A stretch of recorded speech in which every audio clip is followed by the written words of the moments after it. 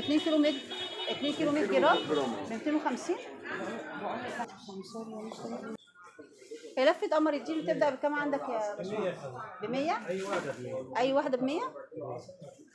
زي ما حضراتكم شايفين لفة القمر الدين ب 100 جنيه، والبلح عنده بيبدأ من 140 جنيه. 140 جنيه الكيلو البلح. طبعا مش هي دي كل الأسعار، احنا هنلف دلوقتي وهنجيب أسعار تانية غير الأسعار دي خالص. دي ب 25 برضه، يعني من 20 ل 80. مش فاهم يعني ممنوع التسويق؟ والله ما اعرفش الاقتراض او التسويق. لا هي اثار ولا ايه؟ ده ما في كل حته. السلام عليكم ورحمه الله وبركاته، كل سنه وحضراتكم طيبين وبخير. هنتعرف النهارده على اسعار اليميش من اكبر محلات العطاره في سيدنا الحسين، محلات خضر العطار. وطبعا محلات خضر العطار غنيه عن التعريف، وكمان بعض المحلات الجانبيه. هنتعرف على اسعار اليميش، وكمان ناخد جوله عن فوانيس رمضان ونشوف شكل فوانيس رمضان 2025. كل سنه وحضراتكم طيبين وبخير. ولو عجب حضراتكم الفيديو يا ريت تدعمونا باللايك والشير وسبسكرايب للقناه ليصلكم منا كل جديد. الحمد لله.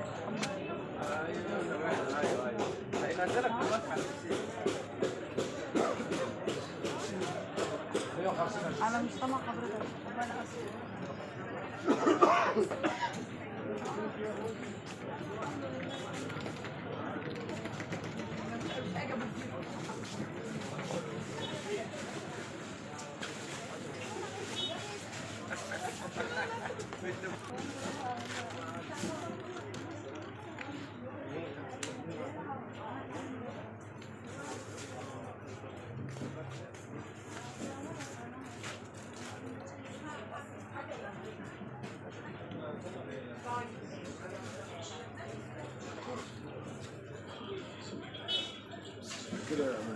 ايه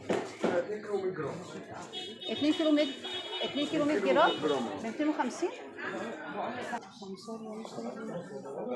ناصر لاحق ناصر.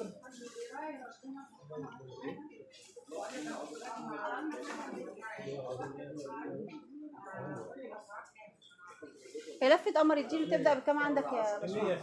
ب 100؟ أي واحدة ب 100؟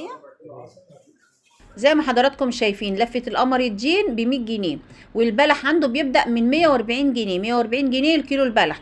طبعا مش هي دي كل الاسعار، احنا هنلف دلوقتي وهنجيب اسعار تانية غير الاسعار دي خالص. وعايزه حضراتكم تشوفوا معانا الصور اللي فوق دي. الصور اللي فوق دي لافلام مصريه قديمه، اللي هي السكريه وبين القصرين. وكانت معظم الافلام اللي بيجي فيها محلات العطاره كان بيتصور هنا عند خضر العطار. وكمان عنده قسم للتوابل. قسم التوابل ده فيها كل انواع التوابل، كل انواع التوابل وعليها التاريخ بتاعها، وكمان اسامي التوابل مكتوبه عليها. يعني كل نوع توابل مكتوب عليه تاريخه ومكتوب عليه اسمه.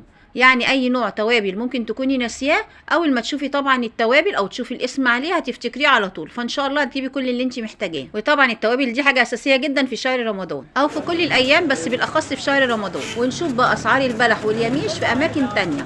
على فكره في اسعار حلوه جدا، بتبدا من 18 و20 جنيه الكيلو البلح، وكمان اليميش والمكسرات. المكسرات بتبدا من 280 جنيه. يعني في اسعار كتيره حلوه، ان شاء الله هتلاقي اللي انت محتاجاه. يعني ممكن تلفي كده وتدوري وتشوفي الاسعار اللي تناسبك وتجيبي منها. اسعار البلح ايه بتعرف؟ بتتراوح من 30 لحد من 70 و80. من 30 جنيه لحد 70 و80. دي ب 25 برضه، يعني من 20 ل 80. ماشي. صاحبك برضه زي كده الاسعار.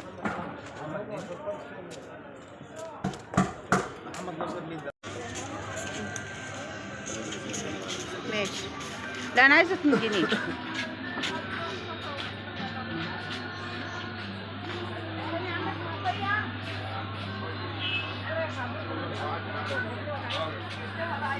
زي ما حضراتكم شايفين معانا المكسرات الكيلو بيبدأ من 280 جنيه، ودي اسعار حلوه برضو معقوله جدا.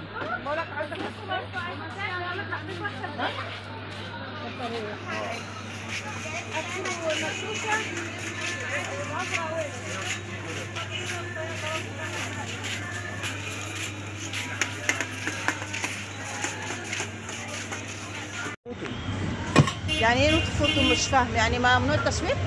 والله ما اعرفش الاقتراض او التسويق. لا هي اثار ولا ايه؟ ده ما في كل حته. كتير اصور اصلا. يا بنتي كده.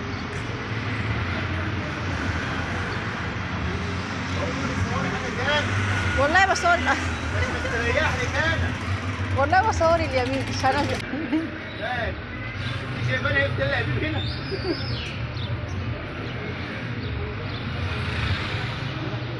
يا سلام. هتصوري لي معاهم؟ اصورك ولا لا؟ طب ما يلا ما انا واقف اهو. طب يلا.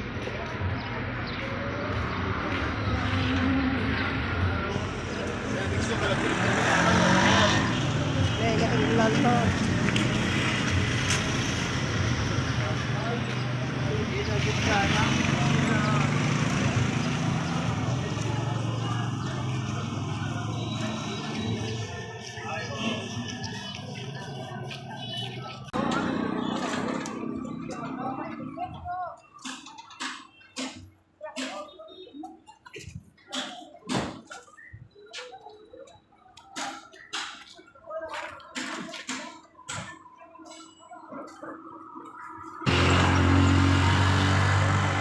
ودي كانت الجولة بتاعتنا النهاردة، وعندنا كمان حاجات جميلة جدا لشهر رمضان من تفريزات وتحضيرات لشهر رمضان، وهنعمل جولات تانية كتيرة بإذن الله.